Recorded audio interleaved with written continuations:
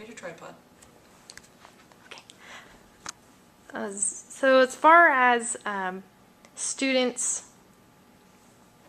using Twitter often in school, has that been more of a useful tool to help with their education? Do you think it's better for networking and future careers and things of that sort?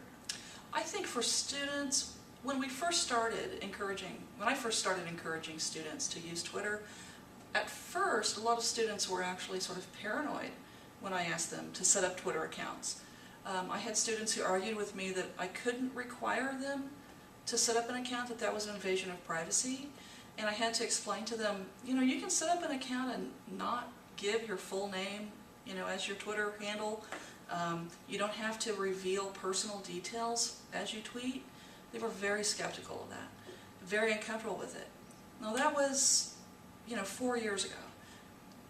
Times have changed. People have realized that there is really a lot of value in tweeting and the sharing of information. And I don't mean deep, dark secrets. What I'm talking about is the professional level of communication, the networking possibilities. They see how Twitter has really been embraced by professional communicators, by business people, and by news providers.